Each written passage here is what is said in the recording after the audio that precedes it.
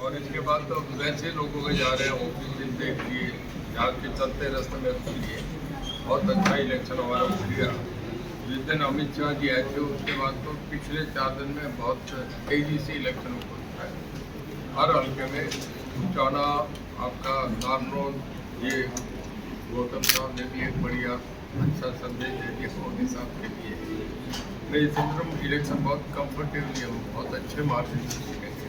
बाकी एक रस्मी तौर पे तो लोग कल वोट डालेंगे उसके बाद ही कहना अच्छा लगता है, और जैसे 4 दिन से जो हमें फीडबैक आ रहा है हर हल्के में हमारा, आपके मुझे लग रहा है कि पोल भी ज़्यादा होगा।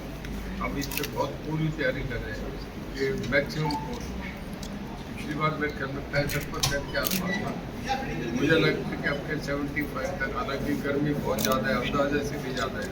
तो कल तो 47 के करीब टेम्परेचर था, बहुत बढ़िया मार्जिन। बाकी कोई आप लोग कुलदीप बिश्नोई के साथ आज सुनैना चुटेला की मुलाकात हुई है। देखिए, पॉलिटिकल आदमी हर आदमी हर के घर जाएगा, इसमें तो बुरी बात होगी है। मैं भी किसी के चला जाऊँ, जाना ना अलग चीज़ है। पॉलिटिकली आदमी की अपनी लाइफ क्लियर होती है। जो उन्होंने मैसेज देना वो एक के गाँव में जाके दिया है, मंच से दिया है, कल मोदी साहब के मंच से दिया है। हम पार्टी के लोग हैं, पार्टी के साथ हैं। वो पार्टी में कोई मेरे घर आई अब मैं किसी के घर जाऊँ तो आपस में ऐसा नहीं हो सकता। डेरा प्रेमियों के समर्थन की बात भी चल रही है, कितनी सच है पता नहीं, हमें जानकारी नहीं दे रहे समर्थन दिया कि ना हमने कोई चर्चा करा। हम तो लोगों में पब्लिकली मांग रहे हैं, उसमें डेरा हो चाहे कोई हो, जितना जिसका वोट है उससे सबसे अपील कर रहे हैं।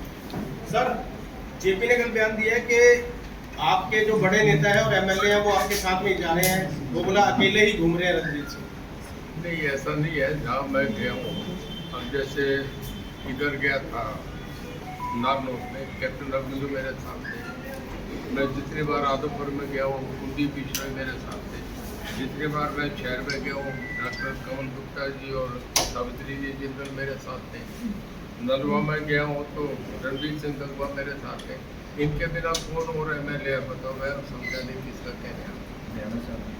विनोद बैना मेरे साथ जितने हल्के में मिल के आए विनोद बैना जी से लगे हुए के इन बातों में जो है वो जब हम सारे वो बयान दे रहे हैं सर, हमको वो पूछ रहे हैं उस पर क्या प्रतिक्रिया है। जेपी ने बयान दिया है कि अकेले घूम रहे हैं रणजीत सिंह। जेपी क्या क्या उसकी बात पे जवाब देना सारे एक तरफ लेकर मुझे लगता है हिसाब में बहुत हैवी। कितने की बढ़त मानते हैं सर? है जी, कितने की वोटों की संख्या में बात करें तो कितने की बढ़त मानते हैं हिसार विधानसभा से आपके? देखिए, एक कहना अच्छा, आप भी जानते हैं मैं भी जानता हूँ, ये 60 से ऊपर हो, आप कितनी हो जाए अभी ये पोलिंग पे डिपेंड करता है। अगर 10% पोल बढ़ जाता है तो हमारी परसेंटेज और बढ़ जाती है। जयप्रकाश जी के ऊपर आरोप लगाया सर कि उनके जो समर्थक है उन्होंने गाड़ियाँ तोड़ी है बीजेपी की। देखो, जयप्रकाश जन्म से ये काम करता है, उसकी बातों का क्या है। एक एलिगेशन दो एलिगेशन थोड़ा है, आप भी जानते हैं मैं भी जानता हूँ, करे ही ऐसे काम है। आपका इतना अनुभव है राजनीति का, हरियाणा में अब जिस तरह से चर्चा ये चल रही है कि हर सीट पे कांग्रेस टक्कर दे रही है बीजेपी मुकाबला भी, तो आप क्या सोचते हैं कि इस बार बीजेपी कितनी सीट? पिछली बार जब चुनाव हुआ था तो गोहाना में एक बहुत बड़ी रैली गोविंदर सिंह और ये कयास लगा था मीडिया के उनका हैंड डाउन जीत रहे, और जब रिजल्ट आया तो उनका 2.25 लाख वोट है। यहाँ बीजेपी का वोट बड़ा साइलेंट वोट है, वोटता नहीं, और कांग्रेस का वोट हेलीकॉप्टर की तरह उठता है, शोर बहुत मचाता है, पर वो वोट पड़ता नहीं। हमारा साइलेंट वोट है, सबमरीन की तरह जाके किन बातों को लेकर आपको लगता है कि वोट बीजेपी को मिलेगा? अगर आप, क्योंकि प्रचार तो पूरा तो मोदी साहब का किया, तो जब भी है ना सामने कि कैंडिडेट्स कौन है, पीएम ऑफिस के लिए देखिए उनका इंटरनेशनल इमेज हो गया। मोदी साहब को आज दुनिया में कहीं कोई क्राइसिस में होते हैं, उन्हें यूएनओ के बराबर देखते हैं कि इस मामले को मोदी साहब से कहो वो मध्यस्थता करें। ये आदमी की इतना उनका स्टेटस है। सर आपके किसी भी प्राइम मिनिस्टर की ये हैसियत नहीं बनी जो होगी। आज आप देखते हैं जब G20 सम्मेलन, कहीं कोई एंटी इनकम्बेंसी आपको लगता है बीजेपी को इस, क्योंकि लोकसभा का चुनाव है, देखनी पड़ी एंटी इनकम्बेंसी देखनी पड़ी। नहीं, एंटी इनकम्बेंसी जब होता है सामने वाइबल ऑल्टरनेट नहीं है। एंटी इनकम्बेंसी कहते हैं जब बराबर की दोनों पार्टीज आ जाए तो फिर लोग उस पर नजर रखेंगे क्या? जब है ही वन साइडेड पोल है, कांग्रेस पूरी तरह फेल हो गई। देखिए कांग्रेस की स्थिति अभी है कि सोनिया गांधी ने कांग्रेस क्यों खत्म, मैं उस पर आधा मिनट दूंगा आपसे, कि उन्होंने केवल राजनीतिक में मेरे बेटे को प्राइम मिनिस्टर बनाया। बच्चा छोटा था, उन्होंने उसको प्रणब मुखर्जी को काटा, नरसिम्हा राव को काटा, फिर शरद कुमार को काटा, फिर ममता बनर्जी को काटा, के बीच में रास्ते में कोई नहीं है। और बच्चा ऐसा था कि जो बड़ा होकर भी काबिल नहीं हुआ, उसे काबिल करने कांग्रेस फेल हो गई। कांग्रेस जीरो हो गई। कांग्रेस आज 40 सीट पे आ गई, जो कभी 250-300 पे होती। और ये भूपेंद्र सिंह उठा कर रहे हैं, उनके सारे कांग्रेस के जितने सेनापति थे सबको बाहर कर दिया। केवल इसी बात से है कि वो भी राउंड की तरह दीपेंद्र के सारा कांग्रेस के लिए नहीं कर रहे, वो केवल अपने बेटे के लिए राजनीति कर रहे थे। आज उनके खिलाफ देखो, चौधरी वीरेंद्र सिंह उनके खिलाफ, रणदीप सिंह सुरजेवाला उनके खिलाफ, किरण जोशी उनके खिलाफ, सैन्य उनके खिलाफ, कैप्टन अजय उनके खिलाफ। एक भी आदमी मुझे बता दो जेपी के उसमें नॉमिनेशन है, एक भी आदमी बता दो जो डॉक्टर दीपेंद्र के साथ नॉमिनेशन। हमारी पूरी टीम आती है, नॉमिनेशन होता है, जगह नहीं होती, 5 एक को मिलते हैं। ये आप क्यों रहता है? सर पूरी लोकसभा में आपके समर्थक मान रहे हैं कि जीतने के बाद आपको केंद्र में मंत्री बनाया जाएगा, आपकी क्या प्रतिक्रिया है? ये पीएम का प्रेरोगेटिव है, कौन बनेगा नहीं बनेगा। अभी तो ये है कि हम कमल के फूल को खिलाते अपने प्रधानमंत्री बनाए, ये हमारा सामने एक सब्जेक्ट है। कौन बनेगा नहीं बनेगा ये नहीं देखा जाता। मुझे तो 1 घंटा पहले उन्होंने कैंडिडेट बना दिया, बहुत बड़ी बात है। मैं MP बनकर उनको प्राइम मिनिस्टर बनाने के लिए हमारी वोट क्या है, ये मेरा सौभाग्य है। ये निश्चिंत है आपके भी मोदी जी बनेंगे प्राइम मिनिस्टर? 100% बनेगा। ये कौन जानते फिर हैं? तो लोगों की ये उम्मीद ठीक ही है कि जब मोदी जी बनेंगे तो मोदी जी आपको लेके आए हैं, तो फिर केंद्र में जो है प्रतिनिधित्व करने के लिए हिसार की जगह आप आएंगे इकट्ठे मंत्रिमंडल के अंदर। मैं MP रोल करूँगा, बाकी जो वो कुछ समझेंगे वो उनका फैसला है। देखिए टोटल प्रेरोगेटिव प्राइम मिनिस्टर का होता है, इसमें कोई हमारे कमेंट का कोई मीनिंग ही नहीं है। सर एक पोस्ट वायरल हो रही है, 20 तारीख को जो रैली थी यहाँ पर अमित शाह जी आए थे, वहाँ पर एक पोस्ट वायरल हो रही है कि प्रत्याशी को ढूंढने वाले को इनाम दिया जाएगा। आपकी फोटो, प्रत्याशी तो वही था ही। आपकी फोटो वायरल हुई, उसके अंदर आपका फेस नहीं आ रहा था, आपका फेस पीछे से अरे आप कहीं गलती ये लोग खड़े हैं कि ऐसी पोस्ट वायरल हो रही है, प्रत्याशी कौन सा है इस फोटो के? थोड़ा पीछे हो जाओगे आप। ऐसा है कि जब स्टेज पे मूवमेंट होती है ना, तो उसमें ज़्यादा नेता होते हैं और हर आदमी ये चाहता है कि मैं अमित शाह जी के साथ खड़ा हूँ। तो नरेंद्र मोदी देश के प्रधानमंत्री बनेंगे। और उन्होंने ये भी कहा रणजीत सिंह कहाँ खड़े हो के आगे हो, याद है ना? तो अब कहाँ इस वायरल का कोई मीनिंग है क्या? सर रामकुमार गौतम ने कहा राष्ट्र के लिए वोट करें, है जी, राष्ट्र के लिए वोट करें, रामकुमार गौतम ने कहा। नहीं, उन्होंने तो देश के प्रधानमंत्री, लोकसभा का चुनाव भी प्रधानमंत्री है, ये तो बात ठीक है। तो सब सैटरडे को वोटिंग होनी है, सैटरडे संडे के चक्कर में शहरी वोटर काफी सारे घूमने के लिए जा रहे हैं, तो बीजेपी पे फर्क पड़ता है? बीजेपी के चुनाव पे तो लोग कौन जा रहे हैं घूमने? शहरी वोटर्स काफी जो देखिए ऐसा है, अब जितने लोग मैं कॉम्पिटेटिव के बारे में सिलेक्शन में मैं देख रहा हूँ, हर इंटेलिजेंट चार पढ़ा लिखा आदमी ये समझता है कि ये प्राइम मिनिस्टर का इलेक्शन जो इंटरनेशनल पोजीशन बन रही है, उसमें समझता है कि मोदी का प्राइम मिनिस्टर बनना बहुत जरूरी है। मेरे ख्याल में कोई सेंसिबल वोटर जो इसको देश की बात को समझता है वो वोट डाल के बाहर जाएगा। वोट डालना आपके बहुत इम्पोर्टेंट है। पिछले इलेक्शन में मैं ये फर्क देख रहा हूँ और मेरा ये मानना है कि नहीं जाना, अगर किसी ने सर जाना है तो आकर कभी 100% वोट तो होता ही नहीं, कोई उनको जाना ना पड़ता है। वैसे कोई रिश्तेदारी है, कोई बीच में ऐसी ड्यूटी हो तो जाना पड़ता। अब मैंने मेरा वोट डालना है, मुझे अपना खुद चुनाव लड़ना हूँ और मुझे वोट डालना जरूरी है। इस करके रात को मैं 7 साल लेट जाके जाऊँगा, सुबह जल्दी डाल के फिर मैं अपना हल्का आके देखूँ। सर जैसे उचाना की बात करें तो वहाँ जयप्रकाश जेपी कहते हैं कि मेरी लीड होगी बहुत भारी मतों से, वहाँ से एक तरह से लीड करेंगे। वहीं पर 2-3 दिन रात आपने वहाँ पे लगाए हैं उचाना हल्के में, वहाँ माहौल क्या मानते हैं आप? मैं अलेवा में रात को सोया था, कई बार उसका एक मैसेज आता है, बहुत बड़ा गाँव है और मैं गलेवा में सोया था। उसी की बात है, उसमें हम जीतेंगे। बड़ा गाँव नगोरा है, उसमें हम जीतेंगे। मैं आज आपसे कह रहा हूँ उचाना में हमारी लीड होती है, ये नहीं कहता हिसार में बड़ी लीड होगी। मैं हिसार उचाना में कहता हूँ 50,000 की लीड है, नहीं। उचाना में हम 5,000 से जीते, 10,000 जीते, 100% उचाना में हम जीते। चौधरी साहब जो जयप्रकाश जी की रूरल एरिया कुछ नेगेटिव वीडियो आई जो चंदे वगैरह के मामले, तो नेगेटिव उसमें रूरल एरिया में कितना असर पड़ा उन चीज़ों का? मैं नहीं मानता उसका कोई असर पड़ता होगा। हर वोटर इतना समझदार हो गया, हर पॉलिटिकल आदमी अपना सोच के करता है। कोई भी आदमी आज समझ रहा है कि कांग्रेस कहीं फाइट में नहीं है। जयप्रकाश की अपनी कोई इमेज नहीं है ना उनके। मेरे अगर कैंडिडेट में है तो लोगों को रणजीत सिंह की छवि का पता है और उसकी छवि का भी पता है। दूसरा अगर नेशनल सीन पे देखें तो मोदी साहब के बराबर कहीं भी राहुल गांधी खड़े नहीं। सर कांग्रेस प्रत्याशी जयप्रकाश ये कह रहे हैं कि हमारा चुनाव कांग्रेस को लड़ने की जरूरत नहीं है, जनता हमारा चुनाव लड़ रही है। आप जयप्रकाश जैसे आदमी के लिए जनता चुनाव लड़ेगी। जयप्रकाश नारायण है क्या?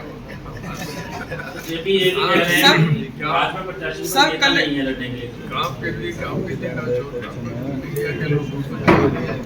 जयप्रकाश जी कहते हैं कि सर सबको पीट दिया, सरपंचों को पीट दिया, ओल्ड पेंशन स्कीम वालों को पीट दिया, किसानों को पीट दिया, आशा वर्कर को पीट दिया, अब वोट की उम्मीद किससे कर रहे? मैं नहीं मानता कि किसी को पीट दिया। देखिए मैं हरियाणा की बात बता रहा हूँ। मेरा नहीं है, नीति आयोग जो सबसे बेस्ट फाइनेंशियल इंफ्रास्ट्रक्चर देता, उसने ये कहा कि जो बड़ी स्टेट्स हैं उसमें Haryana is the second fast state.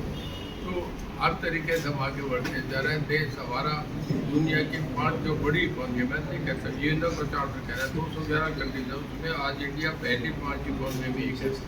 और जो आर्मी की जो सबसे बेस्ट आर्मीज है उनमें हम वर्ल्ड की 4 आर्मी में इंडिया ही गिरा जाता है।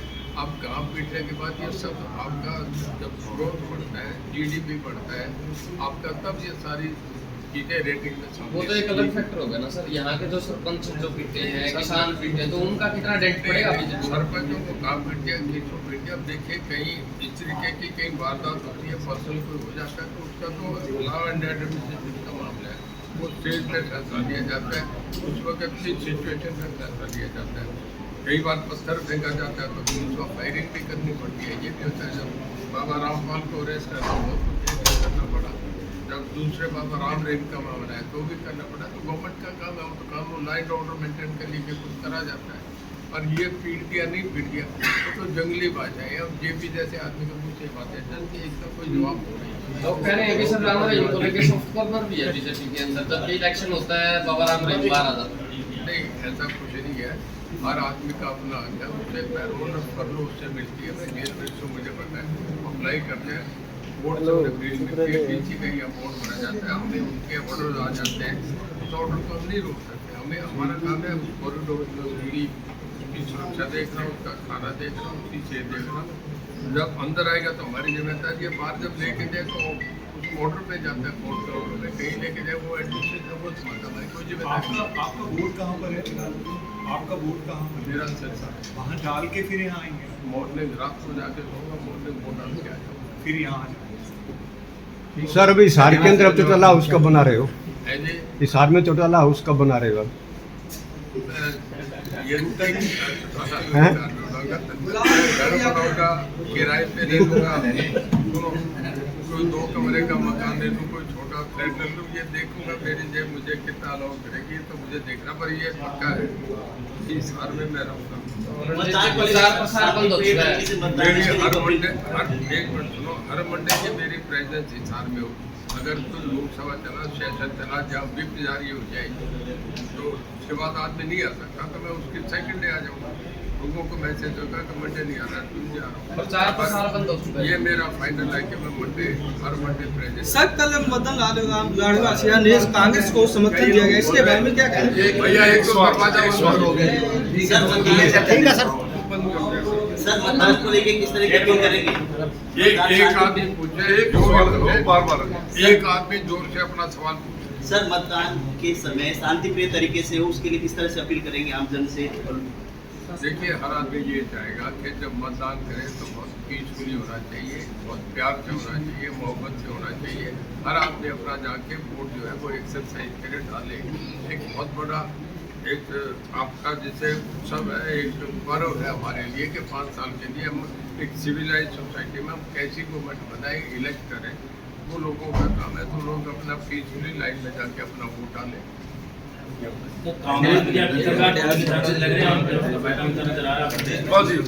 सभी का धन्यवाद आपके लिए। पूछा आप आखिरी 2 सवाल पूछ लो। हमें कोई किसी से पूछो मैं रिप्लाई करूँगा। कहते हैं information is knowledge, knowledge Congress की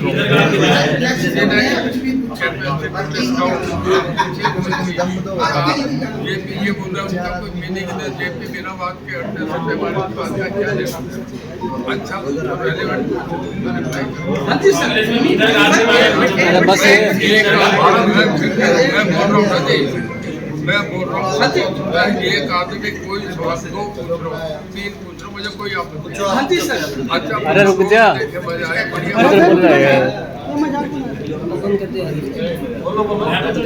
कांग्रेस की भीतर का होने की कितनी उम्मीद लग रही है, उससे कितना आपको फायदा होगा?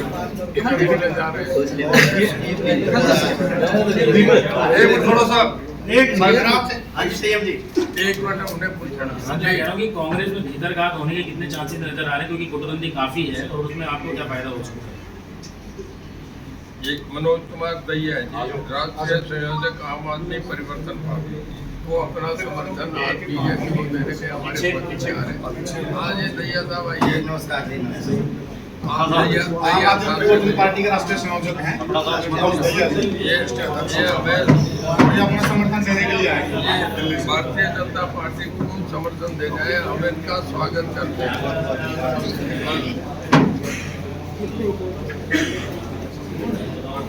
देखिए आम आदमी है भी आम आदमी और आज आके हमें समर्थन दे रहा है, मैं इनका बहुत धन्यवाद करता हूँ।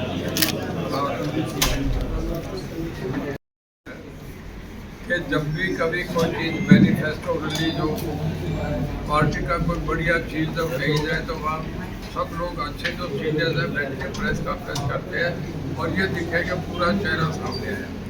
कांग्रेस का जब से इलेक्शन शुरू हुआ है, मतलब इनकी मीटिंग का भी कोई फोटो बाहर नहीं आया, कभी कोई नॉमिनेशन फाइल हुआ है, किसी का भी नॉमिनेशन फाइल है, कोई चेहरा एकदम सामने। अगर आप स्टेट लीडर्स गिने किसी भी पार्टी में तो 6-7 में गिनती हो जाती है। इन 6-7 में मुझे आप एक बता दो, जयप्रकाश के साथ कोई चेहरा था कि शिवाय भूपेंद्र हुड्डा के दूसरा आदमी कोई नहीं है। और ऐसे ही जब वहाँ गए, हुड्डा साहब भी किसी के नहीं गए, वो शैलजा दूसरी इम्पोर्टेंट थी, उसके हुड्डा साहब नहीं गए। आज भी मुझे किसी ने बताया कि शैलजा ने प्रेस कॉन्फ्रेंस करके कहा, जब उन्होंने पूछा लोगों ने कि जी आप यहाँ किसका समर्थन कर रहे हैं, कहता है मेरे से कोई समर्थन मांगने बिना मांगे मैं किसी को समर्थन दिया नहीं करती, ये कोई सवाल नहीं, अब इसे खत्म करो, ये कह के चाहिए। आज भी मुझे किसी का मीडिया वाले नहीं बोल रहे हैं। कांग्रेस की तो इतनी गुटबाजी है कि यहाँ तो सब बहुत सिर फुटबॉल हो रहा है, पता नहीं क्या होगा। कांग्रेस अपने आप ही कांग्रेस को हराने में लग रही है। हमें ज़्यादा मेहनत करने की जरूरत है, हमें तो वैसे ही मोदी साहब के गुडविल के वोट मिल रहे हैं। लोग अपने आप जो प्ले स्कूल होता है उसमें 3 साल के बच्चे को भेजा जाता है ताकि पेरेंट्स से अलग रह के स्कूल की आदत बन जाए उस बच्चे की, और पढ़ाया नहीं जाता, वो प्ले स्कूल में गेम खेलता रहता है। उससे घर वाली एक्सेस ना पूछो, उन बच्चों से भी पूछो कौन बनेगा, वही कहते हैं मोदी बनेगा। तो एक ऐसी देश की आवाज़ बनी। मैंने कभी भी किसी चुनाव में यूं नाम लेके कैंडिडेट का नहीं देखा, कभी भी नहीं देखा।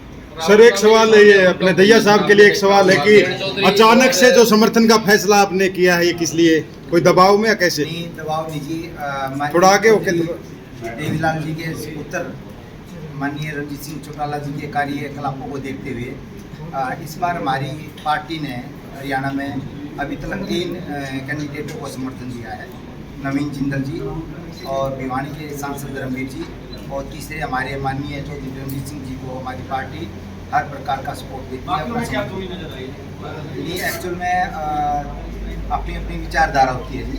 हम माननीय चौधरी रणजीत सिंह जी की विचारधारा, इनके परिवार की जो विचारधारा रही है उसके काफ़ी क्लोज रहे हैं, जुड़े रहे हैं, और समय कम होने की वजह से हमने और सीटों पर नहीं जा सके। और हरियाणा में रोहतक और सोनीपत लोकसभा में हमारी पार्टी चुनाव लड़ रही है, इसके कारण हम सभी को समर्थन नहीं दे रहे हैं।